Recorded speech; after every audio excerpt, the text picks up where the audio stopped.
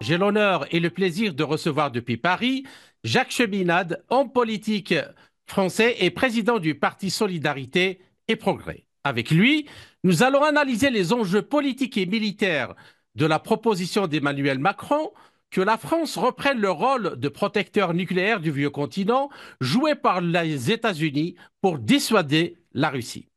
Macron a tenté de justifier cette proposition en affirmant que le président Poutine menaçait désormais toute l'Europe, soulignant que l'agression russe ne connaissait pas de frontières. Il a également insisté sur la nécessité d'envoyer des troupes de maintien de la paix en Ukraine et pour l'Union européenne et l'OTAN de se préparer à la guerre contre la Russie. Ainsi, que se cache-t-il derrière cette nouvelle escalade? Jacques Cheminade, bonjour et merci d'avoir accepté encore une fois de nous accorder cet entretien. Merci Kamal et merci à tous ceux qui nous écoutent. Merci beaucoup, tout l'honneur est pour nous. Alors, Jacques Cheminade, ces dernières années, les États-Unis et le reste de l'Occident global ont été confrontés à la réalité de l'Eurasie, dont l'essor est très rapide, non seulement en termes de discours, mais aussi en actes. Et donc, à titre d'exemple, dans le secteur manufacturier en 2024, la Chine a construit plus de navires marchands en termes de tonnage que les États-Unis au cours des 80 dernières années depuis la fin de la Seconde Guerre mondiale. On a également, les BRICS détiennent également 35% des réserves mondiales connues de pétrole et de gaz. Et d'autre part, du côté donc de l'Occident global, de la face atlantique, dispose également d'importants actifs financiers. À titre d'exemple, selon les chiffres du FMI, la taille totale de l'économie mondiale en 2023 s'élevait à 105 000 milliards de dollars au prix nominaux courant. D'autre part, selon les données de la Banque des règlements internationaux, fin 23, la valeur totale des contrats de produits dérivés négociés sur les marchés de gré à gré s'élevait à 667 000 milliards de dollars. Autrement dit, l'économie financière virtuelle est plus de 6 fois supérieure à l'économie réelle. Et sur ce montant, 126 000 milliards de dollars sont négociés sur les bourses mondiales. Et 60 000 milliards de dollars, soit la moitié, sont sous le contrôle de plus de 6 000 entreprises américaines. Donc la principale raison n'est pas évidemment la puissance économique des États-Unis, mais le fait que le dollar soit la monnaie de réserve internationale. Alors la question, est-ce que est-ce la puissance de production ou la puissance financière qui remportera cette confrontation que nous souhaitons ne se transformera pas en guerre entre les deux blocs? Puis, que pensez-vous de la stratégie de Trump de constituer une réserve de crypto-monnaies à la place de l'or pour faire face au délitement du dollar? Et somme toute, si Trump ne s'attaque pas à cette situation, à la réforme du système financier monétaire international, peut-on vraiment le prendre au sérieux? Alors, prenons l'exemple de la Chine. L'espérance de vie chinoise moyenne dépasse celle des Américains aujourd'hui. Ça, c'est l'effet social. On a arraché en Chine à peu près 900 millions d'êtres humains à l'extrême pauvreté. La Chine est parvenue du premier coup à lancer une fusée, un orbiteur, un descendeur, et puis un satellite, un rover satellite sur Mars. Mhm. Donc, il y a des progrès énormes effectués en Chine, qui produit beaucoup plus d'ingénieurs que les États-Unis et que l'Europe aujourd'hui. D'un autre côté, vous avez le système occidental, qui produit beaucoup d'argent, de la monnaie, mais pas de production physique en face. Donc, c'est un système qui est une sorte de pyramide de Ponzi, c'est-à-dire où on joue avec l'argent qu'on a pour faire plus d'argent, et on n'est pas capable de faire la production de biens utiles socialement, nécessaires à la productivité ou au développement de l'économie en général. Donc on a ces deux systèmes face à face. Les États-Unis ont tenu pendant longtemps avec des accords sur le privilège exorbitant du dollar. Comment ils ont fait avec l'Arabie saoudite, par exemple? L'Arabie saoudite exportait du pétrole. Les États-Unis, évidemment, envoyaient des dollars pour acheter ce pétrole, mais ils contraignaient l'Arabie saoudite à replacer ces dollars aux États-Unis. Même chose par rapport aux autres pays aujourd'hui. C'est-à-dire, les États-Unis sont un pays très importateurs, les dollars sont envoyés dans d'autres pays, et les États-Unis les récupèrent ou émettent du dollar avec leurs privilèges exorbitants et leur impression électronique. Mhm. Donc ça, c'est la situation. Vous voyez que ce pouvoir repose presque exclusivement sur le privilège d'une monnaie. Et Mhm. de l'autre côté, il y a la Chine qui a choisi l'infrastructure, la production, et la Russie qui, face aux sanctions, s'est réorganisée et s'est orientée vers un système productif et un système intégré avec en particulier la Chine, échange pétrole contre produits divers nécessaires à la consommation et à la production en Russie. Donc on a un changement du monde. C'est un basculement vers l'Est et vers le Sud. Face à cela, Trump. Alors Trump dit, bon, je vais essayer de maîtriser les choses et de garder le privilège des dollars. Qu'est-ce qu'il fait? Il dit, bon, on va stabiliser les choses en Ukraine en essayant d'imposer nos conditions, mais de l'autre côté, on va émettre ce qu'il appelle des stablecoins, c'est-à-dire c'est une monnaie dollar qui est basée sur les bons du Trésor américain et c'est des titres qu'on échange. Et ensuite, des crypto-monnaies, de faire un empire des crypto-monnaies aux États-Unis. Tout cela, c'est que de la monnaie qui n'a pas en face de répondants physiques, de répondants productifs, de répondants humains. Et les gens qui organisent ce système, c'est David Sachs, qui est le tsar des crypto-monnaies dans l'administration Trump. Mhm. C'est Paul Atkins qui a été nommé à la Security Exchange Commission. Et c'est Peter Thiel, qui est le cerveau de la bande, qui est l'homme qui a lancé et qui détient Palantir, l'entreprise donc de captation de données dans le monde entier. Et il y a aussi dans ce groupe Elon Musk, bien entendu, qui lui est l'expert avec sa capacité d'intervention auprès de Trump. Peter Thiel, Elon Musk et David Sachs ont un point commun. Ils sont tous trois nés en Afrique du Sud, dans le système de l'apartheid. Ils n'étaient Mhm. pas du tout dans le camp de Mandela, ils étaient dans l'autre camp. Et nous, ce qui nous différencie, avec les pays du BRICS, avec l'Organisation de coopération de Shanghai, avec les pays de l'Union économique eurasiatique, c'est que nous sommes du côté de Naledi Pandor, qui est un ancien ministre des Affaires étrangères d'Afrique du Sud, qui a endossé notre plan Oasis pour le développement mutuel dans le Proche et Moyen-Orient. Alors, ce n'est Mhm. pas seulement un plan, c'est une méthode. Et c'est une méthode qui est basée sur, à l'international, une économie fondée sur la coopération, un système gagnant-gagnant, comme diraient les Chinois, et une économie qui a été celle pour laquelle s'est toujours battu notre fondateur, Lyndon LaRouche. C'est une économie pour une nouvelle architecture de paix par le développement et la sécurité mutuelle. Donc, on a ces deux choses face à face, le système financier, l'oligarchie financière, et le système de paix par la sécurité mutuelle et le développement mutuel. Je pense que le second est en train de gagner, de l'emporter, et que on voit hein, ce changement du monde et que les pays européens feraient bien se réveiller, d'aller du bon côté et pas rester du mauvais côté.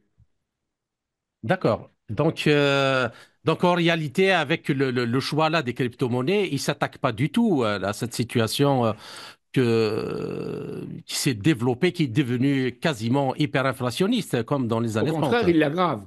Ils l'aggravent, voilà. Bien.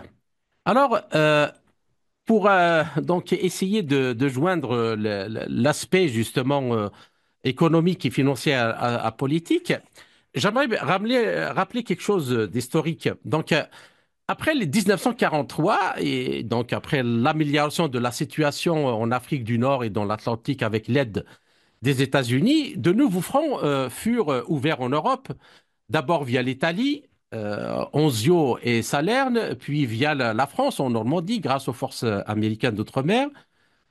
Et on ajouterait aussi, grâce aussi à l'opération de l'Union soviétique, l'opération Bagration, qui a permis donc, qui a créé le contexte du débarquement de Normandie. Alors, à ce moment-là, Winston Churchill n'aurait pu imaginer donc ces victoires sans la puissance militaire américaine. Néanmoins, euh, disons, comme à l'habitude de la géopolitique anglaise, il se rendit seul au Kremlin en octobre 1944 et conclut le fameux accord de pourcentage avec Staline avant la réunion de Yalta. Et dans la précipitation, Churchill donc intégré à la Grèce et il avait de grands intérêts dans la sphère d'influence britannique en échange de l'Europe de l'Est contre le placement sous influence soviétique. Et Roosevelt, quant à lui, donc se posa dès le départ aux sphères d'influence et souhaitait que les Nations Unies soient l'instance décisionnelle, contrairement donc à Churchill, qui considérait Staline comme un rival géopolitique. En plus de ça, Roosevelt pensait pouvoir personnellement influencer et négocier avec Staline pour former une alliance d'après-guerre. Et il pensait qu'une coopération américano-soviétique directe serait plus efficace et que les accords secrets de Churchill, beaucoup plus efficaces que les accords secrets de Churchill. Alors, Jacques Cheminade, le Premier ministre britannique Starmer, disons qu'il a joué au même jeu. Et a-t-il joué au même jeu en signant un accord avec Zelensky peu avant l'entrée en fonction de Trump, accord qui transférait au Royaume-Uni le contrôle des mines et pipelines, ports actifs stratégiques ukrainiens pour une durée de 100 ans. À quoi joue-t-il en ameutant les Européens dans ce cas-là pour se lancer dans un conflit contre la Russie? Alors, il faut un point d'histoire. Euh, Après la guerre, après 1945, il aurait pu avoir une grande politique internationale de développement mutuel. Mhm, Churchill et les tenants de l'Empire anglais ont dit non. Donc, Churchill prononce avec son allié américain, devenu son allié à la mort de Roosevelt, Truman, il prononce le discours sur le rideau de fer, qui divise. D'un côté, il y aura Staline et les pays de l'Est, et de l'autre côté, il y aura l'Europe occidentale et les États-Unis. Et un deuxième discours, ou même un troisième, il y en a eu trois en réalité, où il dit l'Europe doit se faire, donc, contre l'URSS, à l'époque contre l'Union soviétique, elle doit se faire sur quelle base? Eh bien, le libre-échange, d'abord, qui mhm, permettra aux plus puissants de l'emporter, et qui permettra aux États-Unis de profiter et de l'Angleterre de ramasser ce qu'elle peut au passage. Et puis, la libération financière, la libéralisation financière. Ça, c'est plus important. C'est le règne de la City de Londres qui deviendra peu à peu la grande lessiveuse de l'argent sale du monde entier. mhm, Donc ça, c'est Churchill au départ. Maintenant, aujourd'hui, l'Angleterre, en tant que territoire, en tant que pays, en tant que population, est très diminuée par rapport à cette époque-là. mhm. Starmer fait de grands moulinets et dit ce que vous avez dit et prétend avoir fait l'accord qu'il a fait. Ceci dit, lui-même, Starmer a dû reconnaître que l'Angleterre doit avoir, le Royaume-Uni doit avoir toujours deux La politiques. protection. Une vis-à-vis des Européens, où on dit la guerre, on se mobilise, Macron, c'est très bien ce que tu fais, le danger vient de l'Est, et tout le reste et ces gesticulations militaires. Et de l'autre côté, c'est une politique insidieuse vis-à-vis des États-Unis. Starmer lui-même a dit l'Europe ne pourra pas se passer du parapluie américain, il dit ça, mais on espère, euh, selon la tradition britannique, infiltrer les États-Unis et en faire une sorte de muscle par rapport à son cerveau qui est dans la Cité de Londres. Mhm, Alors, c'est intéressant de voir ce qu'ont déclaré certains Anglais. Sir John Holmes, qui était l'ancien directeur de cabinet de Tony Blair, il a déclaré sur la relation spéciale États-Unis-Royaume-Uni, nous avons eu nos dissensions, mais entre diplomates, spécialistes du renseignement et militaires, nous restons très proches. Ça veut dire que c'est une opération insidieuse pour prendre le contrôle de Trump avec son entourage et empêcher que Trump ait une politique de paix que lui veut parce que c'est un businessman et surtout jouer sur ce qui est la faiblesse de Trump qui dépend des milieux ultrasionistes aux États-Unis, la faiblesse de Trump qui est sa politique du Proche et Moyen-Orient, sa politique vis-à-vis d'Israël et de Palestine. mhm, Et on espère engluer Trump de cette façon et qu'il soit obligé de passer à une politique de guerre. C'est là le danger. Il est transatlantique. Il est anglo-américain avec l'oligarchie anglaise qui pénètre les États-Unis et qui a beaucoup d'alliés, y compris dans le propre parti républicain de Trump. C'est là qu'est le danger. Je mhm, pense qu'un point fondamental aujourd'hui où est ce danger, c'est l'Iran. Et je suis très impressionné par le fait que la Chine et la Russie l'aient compris et qu'ils ont réuni à Pékin avec Wang Yi et le ministre russe, je crois que Lavrov y était, plus les Iraniens, une conférence en disant alliance, développement mutuel avec l'Iran. Et il y a eu les manœuvres navales Mhm. iraniennes, américaines, iraniennes, chinoises et Et russes russe. dans le Golfe Persique, les trois. Ça veut Mhm. dire, c'est un message à Trump, touche pas à l'Iran. Et c'est extrêmement important parce que tous les gens qui sont autour de Trump et qui ont financé sa campagne, ces milliardaires qui veulent l'argent et qui veulent aussi conserver leur pouvoir et qui sont ces ultrasionistes, eux veulent une guerre au Proche et Moyen-Orient et au moins, euh, au nom d'Israël, écraser l'Iran. Vous savez, Lyndon LaRouche, notre ami américain, celui qui s'est Mhm. battu contre le système américain dévoyé, avait dit Israël est comme une grenade dégoupillée lancée sur le Proche et Moyen-Orient. Et il joue encore une fois sur cela, toute cette oligarchie anglo-américaine joue sur cela pour changer l'orientation des choses. Mais moi, je suis plutôt optimiste dans la situation actuelle. Je pense que le pouvoir de la Russie, de la Chine et de la majorité mondiale qui est, actuellement dépasse en population de très loin les pays occidentaux. Le G7 avec le Japon dépasse de très loin, même en production maintenant, les pays occidentaux. Là se trouve l'avenir du monde. Et si on arrive à éviter une confrontation, un conflit qui peut escalader jusqu'au nucléaire, si on évite ça, je suis optimiste parce que je pense que c'est dans cette direction que va un développement mutuel et un système gagnant-gagnant dans le monde. D'accord. Alors, la Grande-Bretagne, sauvée donc de l'extinction in extremis grâce aux États-Unis lors des deux guerres mondiales, continue de considérer l'Amérique comme le muscle, comme vous l'aviez rappelé, nécessaire à l'accomplissement donc de sa géopolitique. Cependant, les États-Unis, en ce moment, en tout cas dans l'apparence, ne tolèrent plus, comme nous l'avons vu lors de la rencontre entre Trump et son homologue ukrainien à la Maison-Blanche à cause de cet accord-là un peu fallacieux où on promettait les terres rares, qu'il n'y a plus de terres rares en Ukraine. Euh, donc, à la Maison-Blanche, que la Grande-Bretagne joue donc des tours en Europe en s'appuyant sur sa propre puissance. Alors, nous voyons actuellement l'enracinement donc à cause d'elle de la russophobie en Allemagne.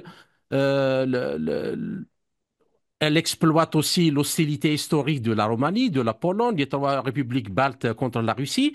Et dans ce contexte, on peut dire qu'elle se concentrera sur l'endiguement donc de la Russie grâce aux initiatives de trois mers, mer Baltique, Adriatique et mer Noire lancées en 2016, et maintenant le centre de gravité en Europe autour de la Pologne. Et donc, sans l'Ukraine, la Moldavie, selon beaucoup d'observateurs, pourrait être utilisée pour de nouvelles provocations. Et donc, en termes commerciaux et économiques, si les États-Unis imposent donc des droits de douane supplémentaires pour corriger le déficit commercial vis-à-vis de l'Europe, la Chine pourrait donc cette fois-ci prendre le relais de l'Union européenne. Alors, Jacques Cheminade, dans ce contexte, comment analysez-vous les négociations américano-russes à Riyad? Et Ah, peut-on espérer... ce qui est très Hein? intéressant, c'est la déclaration du 13 de Poutine, de Vladimir Ouais, Poutine. ouais. Et donc, Euh, et est-ce que peut-on espérer que les États-Unis reviennent-ils clairement au rapprochement avec la Russie pour contre, soi-disant, entre guillemets, contrebalancer la Chine, mais souhaitant aussi que ce n'est pas ça.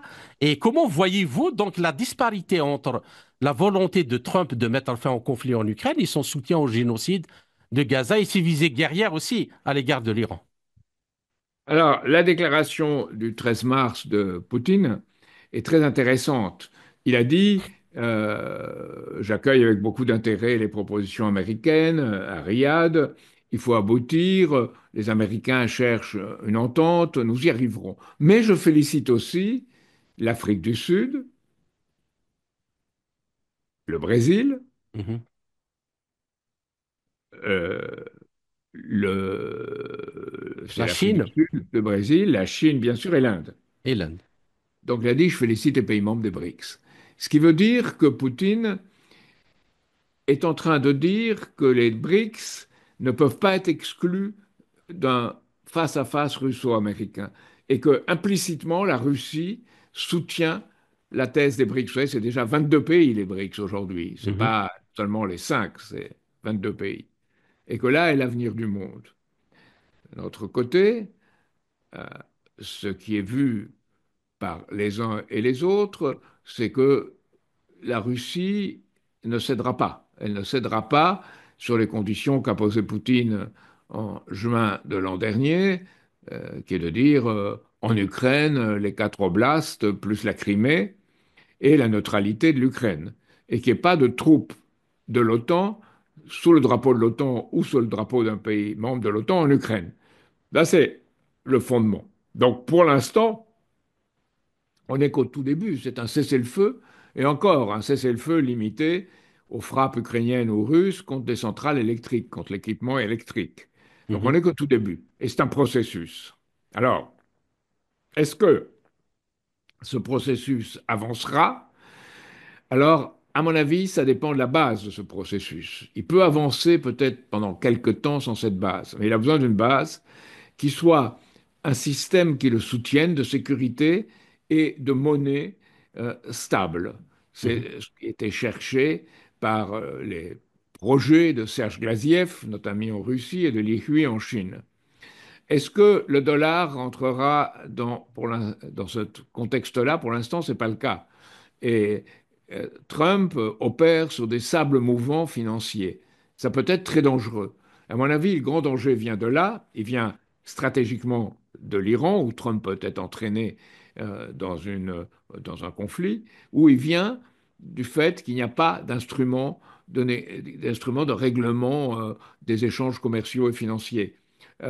Les BRICS n'ont pas pu le faire à Kazan le 22 et 24 octobre de l'an dernier parce que on ne peut pas le faire d'un coup. Il y a des gens qui disent ah, ils vont le faire, ce sera extraordinaire. Non, ça ne peut pas être fait d'un coup. Il faut avancer avec à la fois prudence pour pas trop déstabiliser les choses et beaucoup de hardiesse pour aller vers un système nouveau. mhm, Donc c'est de ce point de vue, je pense, l'orientation de tant de Xi Jinping que Vladimir Poutine. Donc on a cette orientation-là et l'orientation vis-à-vis de la majorité mondiale. Et c'est pour ça, pour nous, c'est le fait qui compte.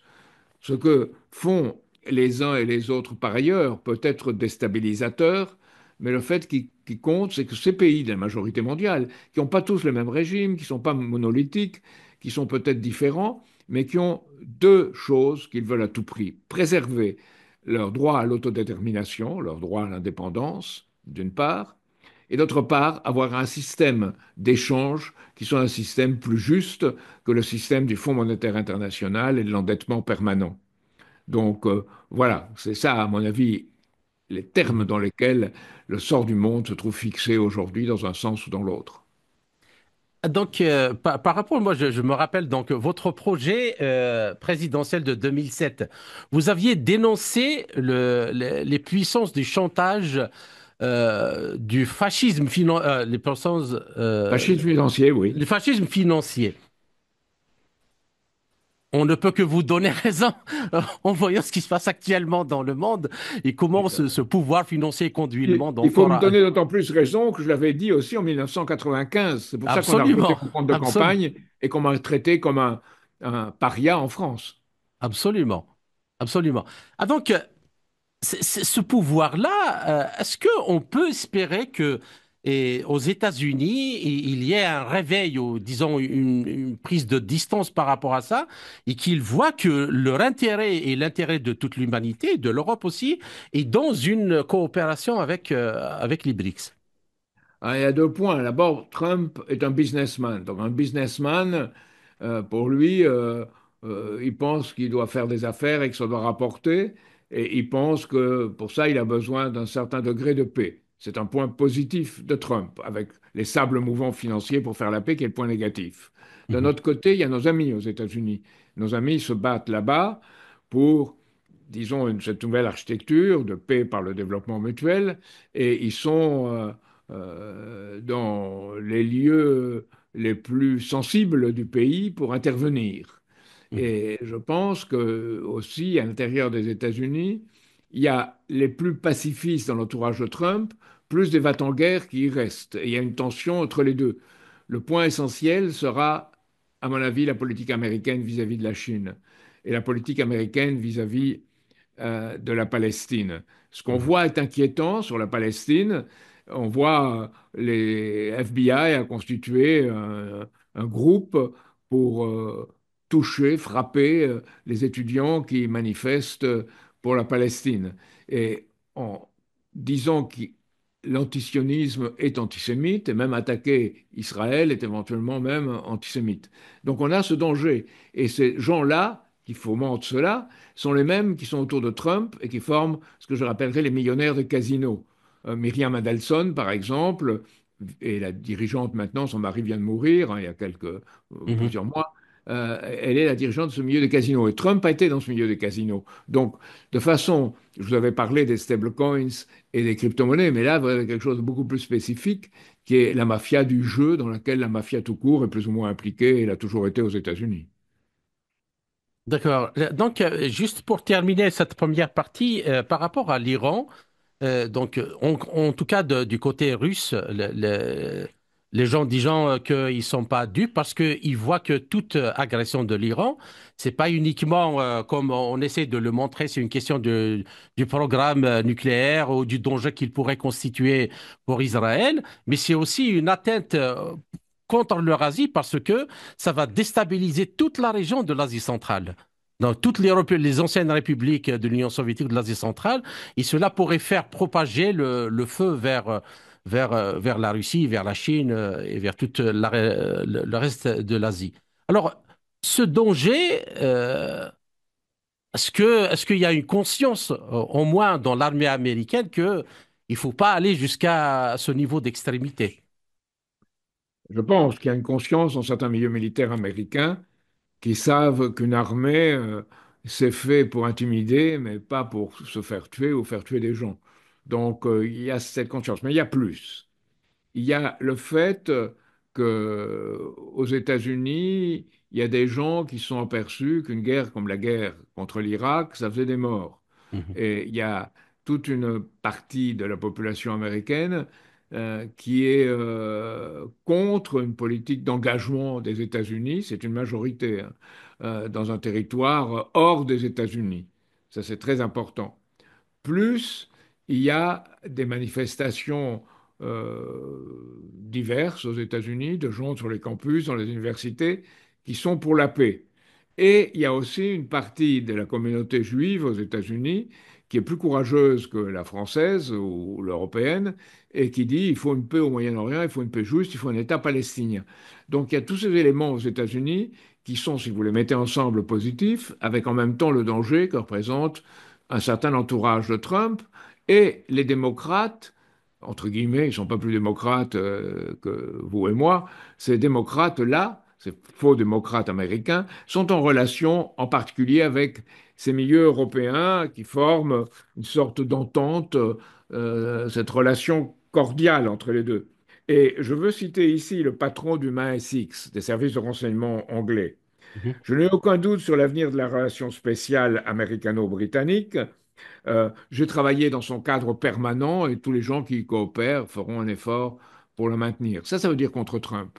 Et ça veut dire toute une politique de coopération. Maintenant, il y a un danger, et je veux souligner celui-là, c'est qu'en France, beaucoup de voix s'élèvent dans une droite et une extrême droite, disons, qui est biaisée par l'influence britannique, qui est pour l'alliance entre les services français et les services britanniques, la DGSE en France et MI6 en Grande-Bretagne, et qui Mhm. même veut que la France joue encore plus son rôle de petit partenaire, de junior partner au sein des fameux Five Eyes, les cinq yeux qui sont les États-Unis, le Canada, l'Australie, la Nouvelle-Zélande et cinquième, c'est Le Japon, je crois. la Nouvelle-Zélande, hein. Le Et Japon, je crois. Le non, Japon. là, c'est un pays qui parle anglais, hein. Hein. Australie, Canada, Nouvelle-Zélande. L'Indonésie. Non, non, non, c'est un pays qui parle anglais. C'est un Ah, pays anglais. mhm, Euh, c'est les cinq pays anglophones. mhm. Sont D'accord. là. États-Unis, donc Canada, Nouvelle-Zélande, Australie, et oui, j'oublie toujours le cinquième, mais c'est cinq pays. Et la France joue un rôle de partenaire junior parmi ceux-là. Et c'est quelque chose qui entraîne la France du mauvais côté. Et Macron a été le complice de cette évolution vers ce qu'on appelle l'atlantisme, sauf que l'oligarchie a en partie traversé l'Atlantique pour venir en Europe, partant des États-Unis. Alors, Jacques Cheminade, la situation, je pars sous votre contrôle, je vous demande votre avis sur ça aussi. Donc, la situation actuelle de l'économie mondiale ressemble, selon beaucoup, dans sa dynamique, à celle des années 30, donc déclenchée par la crise boursière de 1929. Dans son livre Tragédie et espoir, publié en 1966, le célèbre historien américain Carroll Quigley avance le concept de l'écart déflationniste qui caractérise l'excédent d'épargne sur l'investissement générant l'insuffisance de pouvoir d'achat dans le système économique. Et c'est selon la méthode choisie pour résoudre la question de l'écart déflationniste ou le problème de l'écart déflationniste que le professeur Quigley arrive à démontrer le lien entre les crises économiques et les deux guerres mondiales du XXe siècle. Alors, pour lui, il y a trois façons. Entre la destruction de biens, l'abaissement de l'offre de biens ou l'augmentation de l'offre de pouvoir d'achat et la production de biens qui n'entrent pas sur le marché, comme l'armement, pour réduire l'écart déflationniste. Et la meilleure solution, selon lui, consiste en réalité dans des investissements publics, dans des biens d'équipement productifs qui augmentent la richesse nationale et le niveau de vie. Seulement, cette démarche est farouchement rejetée par les intérêts privés, financiers et bancaires, en dette. Et aussi, à défaut, les pays occidentaux semblent préférer augmenter les dépenses militaires pour combler l'écart déflationniste, comme dans les années 30.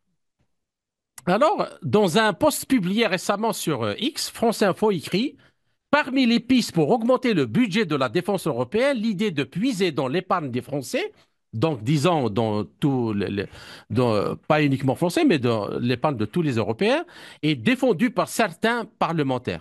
Donc, je rappelle que l'épargne privée française, elle est de 6 000 milliards d'euros, soit près de deux fois la dette de l'État.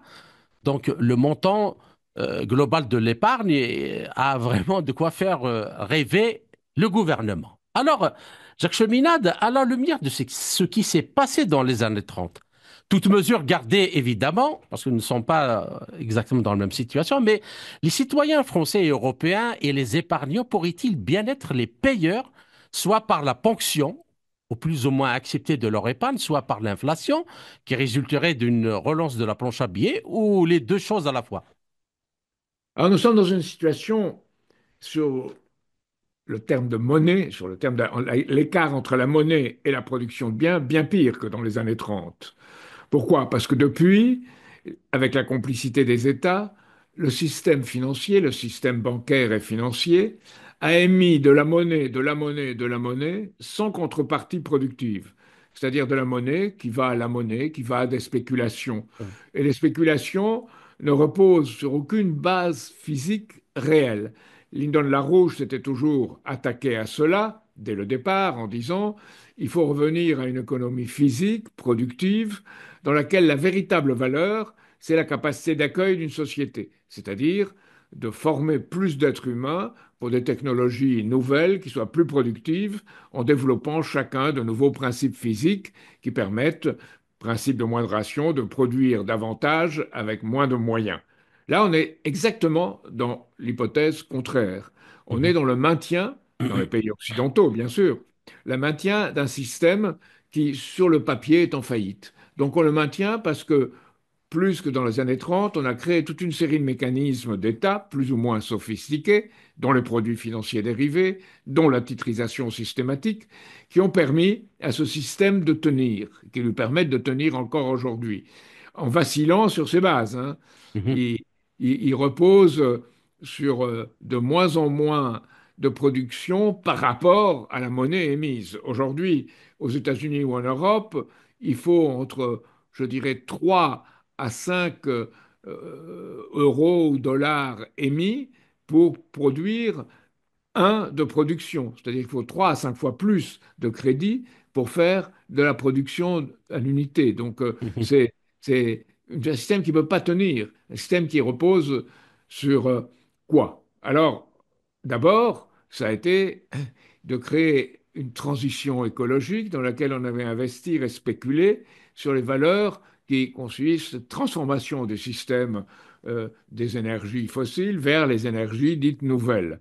Alors, évidemment, à partir de ce moment, ça ne marche plus. Donc, qu'est-ce qui marche? Économie de guerre. Et Macron en a parlé pendant la crise du Covid. Maintenant, on parle partout de la guerre. Et c'est effrayant quelque part, parce qu'on s'aperçoit que la guerre, c'est devenu quelque chose du quotidien. En France, Macron a fait un discours en disant le danger vient de l'Est, donc il faudra s'équiper, être prêt à faire des choses contre cela.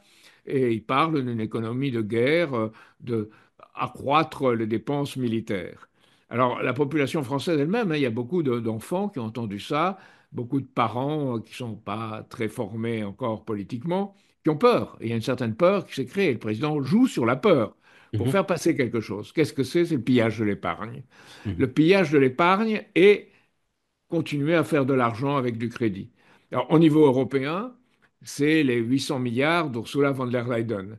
Mhm. 150 milliards qui reposeront sur de l'argent émis par l'Europe, l'Union européenne, pour permettre aux États d'investir. Et 650 milliards, les États eux-mêmes. Et on fait sauter les la limite de 3% de déficit toléré vis-à-vis du produit intérieur brut, le déficit budgétaire. On fait sauter les règles.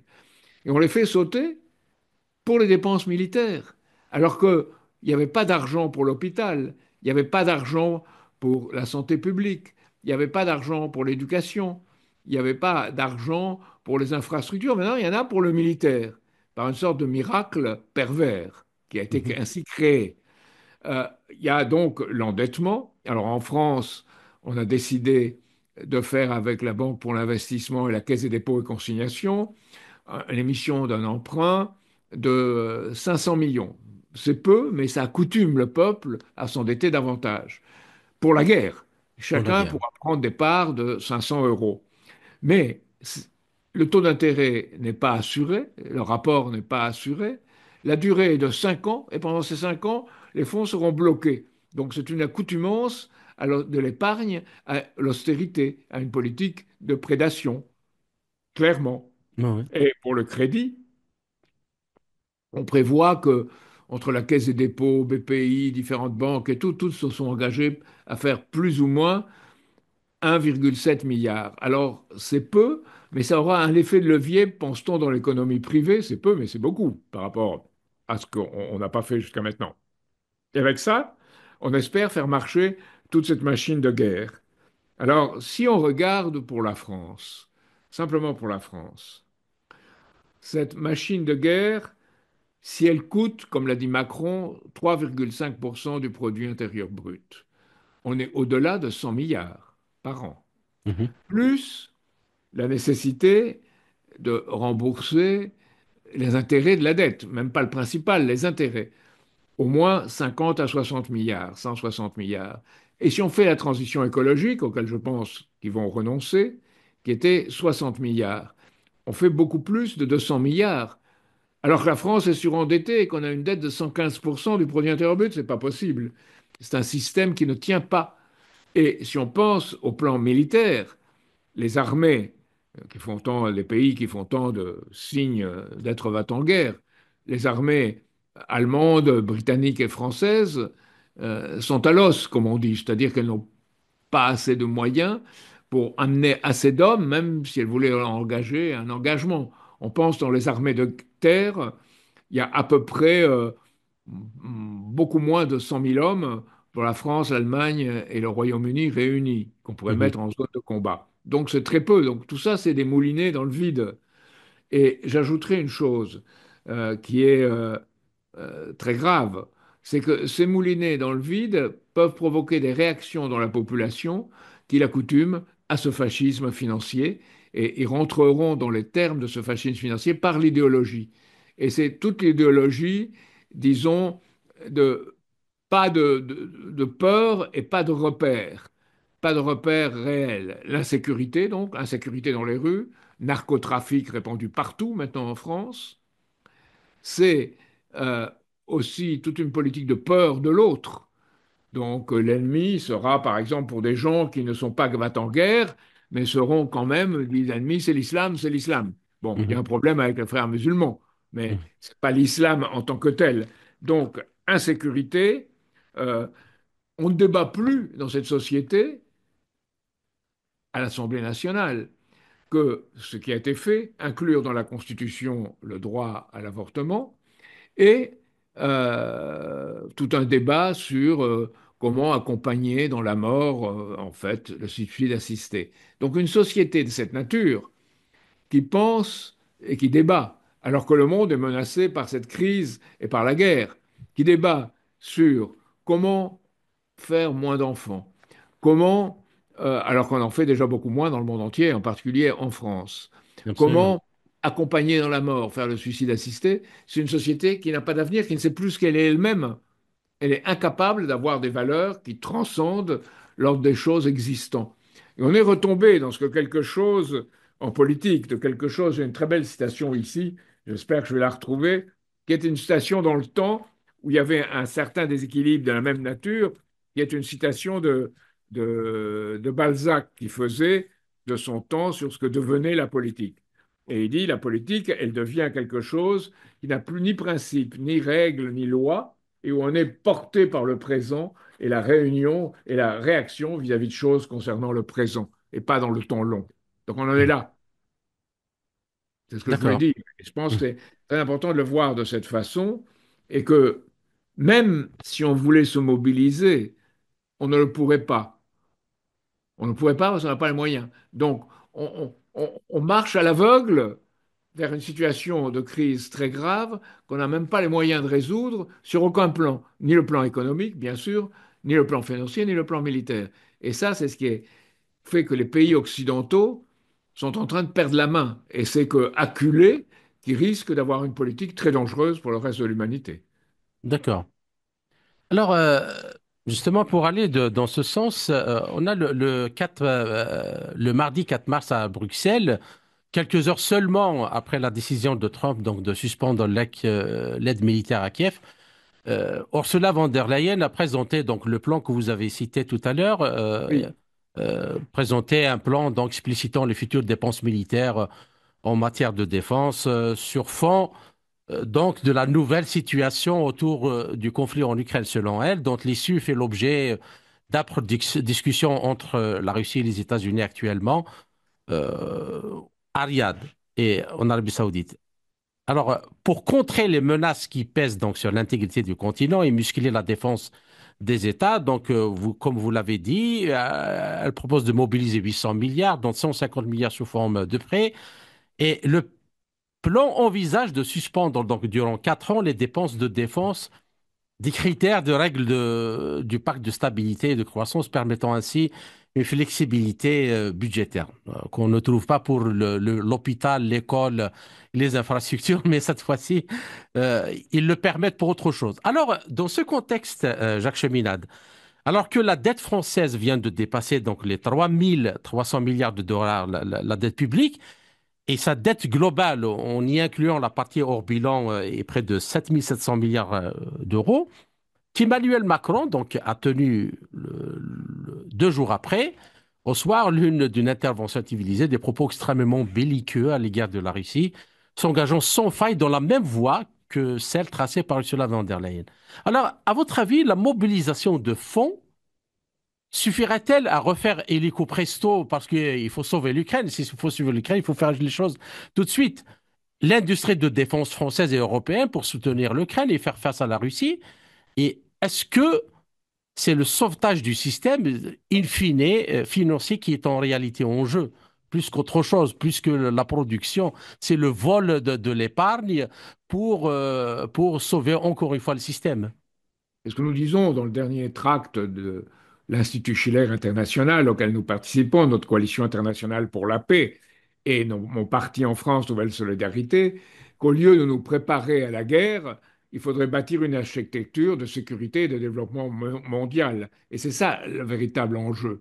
Alors, les pays européens, je pense, en eux-mêmes, seraient incapables de faire face à un conflit avec la Russie et seraient écrasés dans les situations actuelles. Et avec Oreshnik, la Russie a montré de ce dont elle est capable. Faire passer un missile dans l'atmosphère sans se désintégrer à Mach 10, Mach 12 suppose une grande invention.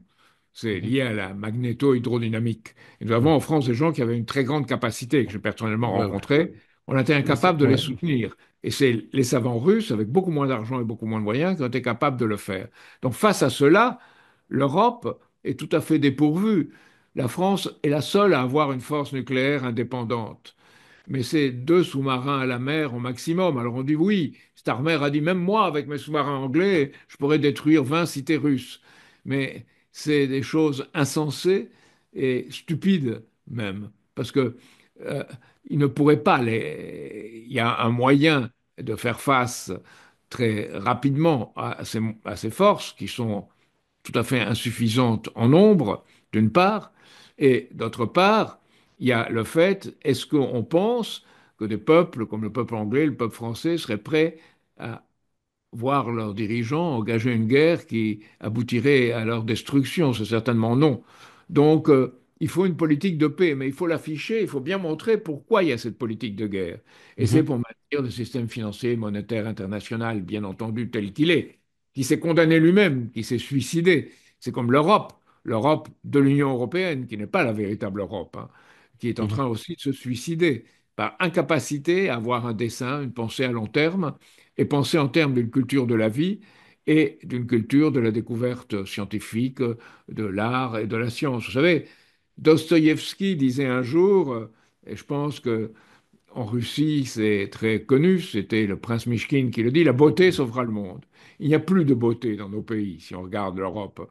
Vous voyez Mhm. une laideur morale, une laideur physique et une incapacité à penser que on peut rendre d'autres êtres humains meilleurs. On pense en termes d'amis-ennemis. Au lieu de penser, comme m'a dit un ami chinois, nous devons penser en termes que nous avons des amis et nous avons d'autres qui peuvent, si nous faisons ce qu'il faut, devenir nos amis, même s'ils sont aujourd'hui nos ennemis. Et Martin Luther King disait il faut aimer ses ennemis, parce que si on n'est pas capable de les transformer, on ne se transforme pas soi-même.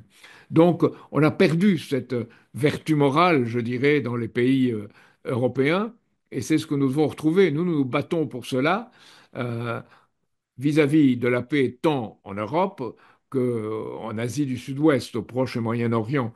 Et cette perspective de paix, les gens le veulent. Ils ont seulement l'esprit obscurci, l'esprit empêtré, l'esprit bloqué par une saturation des médias qui les empêche d'avoir confiance en eux-mêmes. Il faut redonner confiance aux êtres humains dans nos pays pour qu'ils soient capables de se défendre des risques qui leur tombent dessus.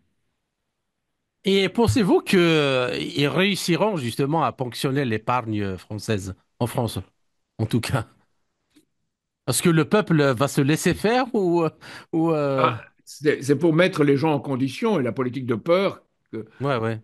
on me Macron. C'est pour que les gens aient peur et se soumettent et pensent que leur épargne doit être. Vous savez, la France, c'est un pays qui épargne beaucoup, qui montre que les gens craignent ce qui se passera dans l'avenir, qui n'ont pas confiance dans leurs dirigeants. L'épargne, c'est 18% en France. Aux États-Unis, c'est 3, 4, 5%, c'est beaucoup moins. Donc la France a cette épargne, c'est pour ça qu'on cherche à la piller, Mhm. parce qu'elle existe. Et c'est une épargne de peur. Donc, si on prête la confiance, cette épargne s'investira là où il faut, dans ce que certains appellent aujourd'hui euh, accroître, relever le potentiel productif de la nation. Et c'est ça le défi pour un pays comme la France. D'accord. Alors maintenant, j'aimerais finir l'émission avec une question qui est extrêmement grave et importante. C'est la dissuasion nucléaire française. Alors, lors d'une visite en Haute-Saône, Macron a notamment confirmé l'arrivée de nouvelles versions de l'avion de combat Rafale sur la base aérienne 116 Luxeuil-les-Bains, qui bénéficierait d'un investissement de modernisation, selon lui, de 1,5 milliard d'euros. Et selon les médias locaux, le président français souhaite faire de cette base aérienne le site d'implantation de futurs Rafale, élément clé de la dissuasion nucléaire. Donc, cependant, les deux nouveaux escadrons donc de Rafale, une quarantaine d'appareils à peu près, ne seront pas déployés sur la base aérienne avant 2035. Il a également ajouté que Luxeuil-les-Bains sera la première base à accueillir la prochaine version du Rafale et son missile nucléaire hypersonique d'ici 2035, la qualifiant donc de symbole de renouveau de la modernisation de la dissuasion nucléaire française.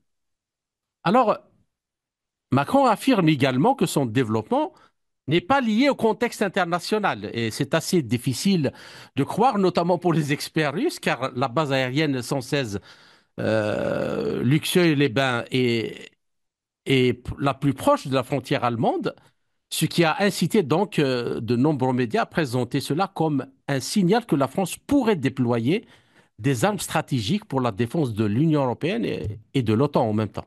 Alors, quel est votre avis sur cette question-là? Alors, vous touchez à une question dans laquelle je suis particulièrement impliqué, parce que la force de dissuasion telle qu'elle a conçu le général de Gaulle, c'était pour protéger le territoire français, le peuple français et la manière de vivre des Français, c'est-à-dire leurs valeurs, le pacte séculaire entre la France et la liberté du monde. C'est ça, de Gaulle. Mhm, Aujourd'hui, chez Macron, on voit on tord ce principe, on le dévoie en disant la force nucléaire française pourrait servir de parapluie à l'Europe occidentale, en particulier à l'Allemagne ou à la Belgique, à l'Italie. D'abord, c'est pas possible parce qu'il n'a pas la crédibilité suffisante, il n'a pas les moyens pour l'assurer.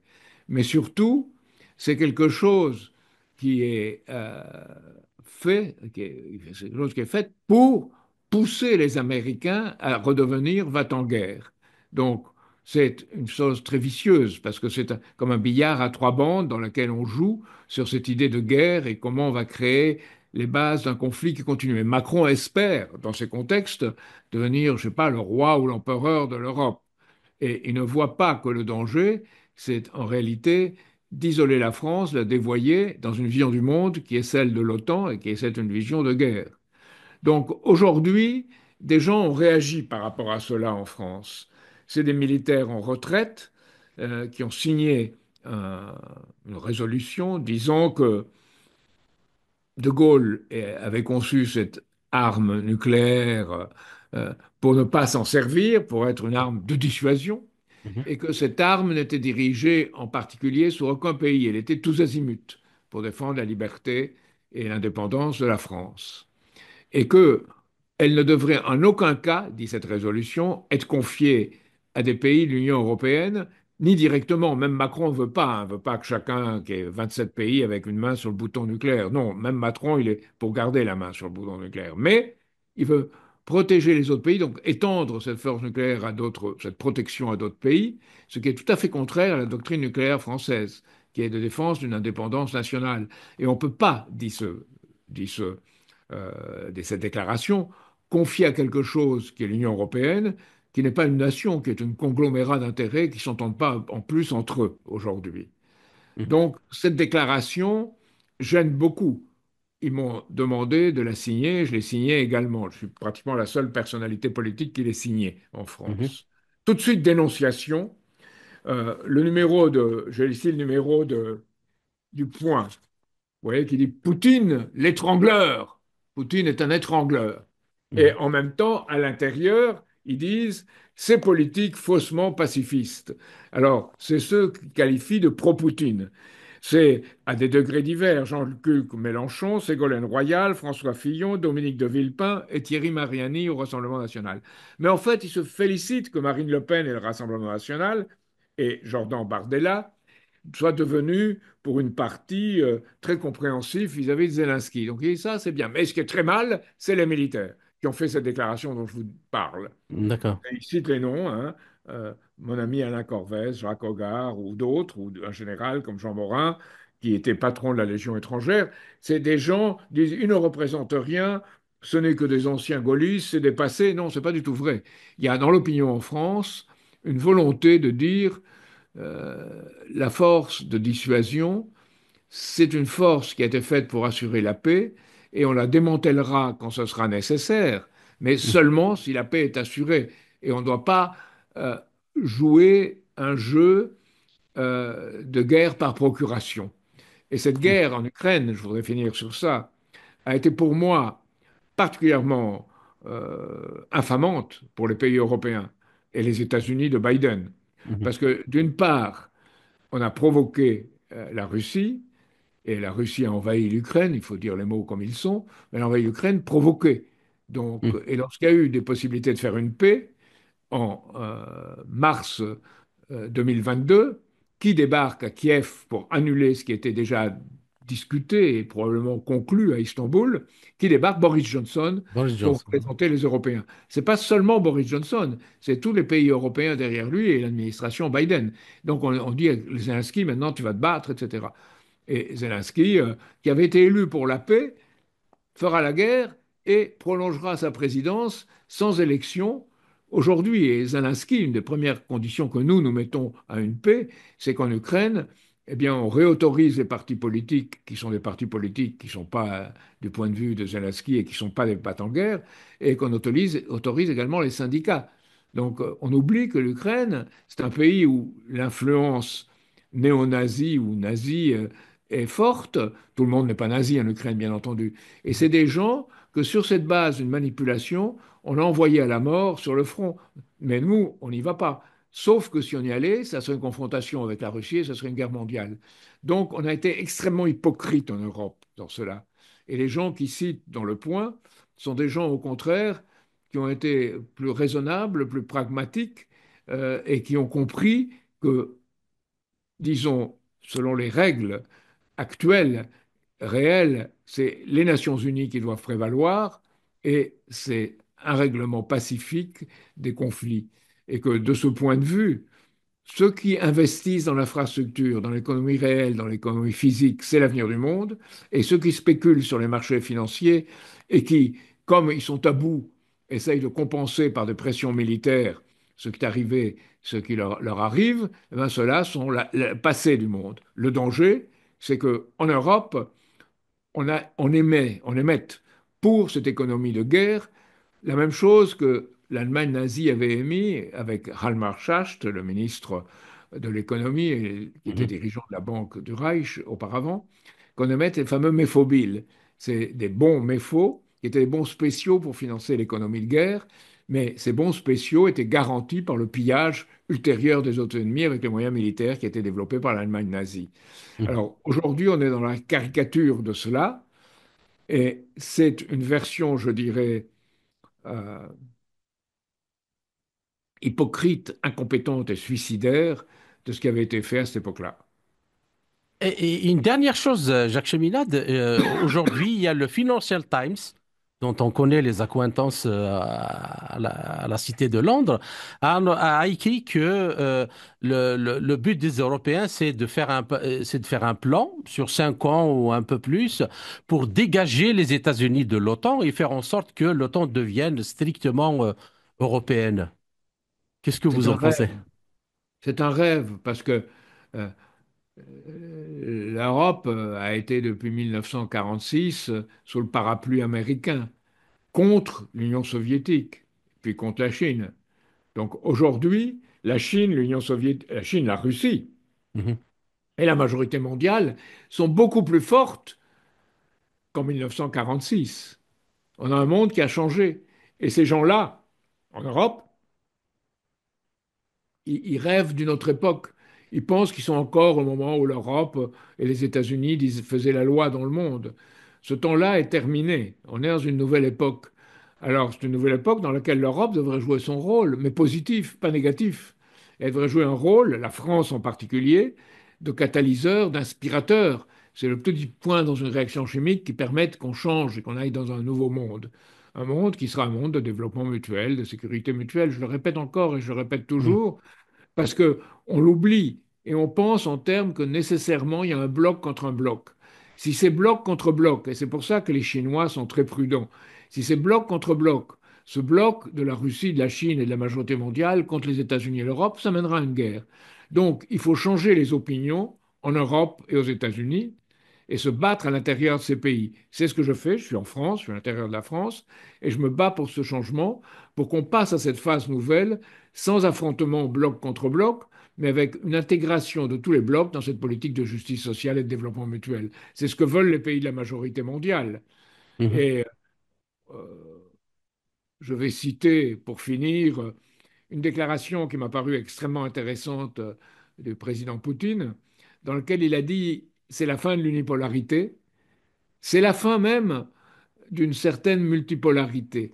Ce qu'il faut, vers quoi on va, c'est pas le polycentrisme, c'est la polyphonie. Et il a utilisé cette métaphore musicale. Et la Ouais. polyphonie, c'est comme une chorale. Chacun chante, on chante pour la partition commune, pour la rendre plus belle, et chacun fait attention à l'autre et pense que si l'autre chante bien, c'est une bonne chose pour soi, et on est content parce qu'on a appris à l'autre et on a pu avec l'autre chanter mieux. C'est un peu ça qui devrait être la communauté internationale. Elle ne l'est pas du tout aujourd'hui. Et c'est ce qu'il faut retrouver de façon concrète, sans angélisme, sans rêve, mais parce que c'est la seule option par rapport à l'autre, qui est la guerre et la destruction mutuelle. De Gaulle l'avait dit, si la guerre passe au nucléaire, c'est l'anéantissement.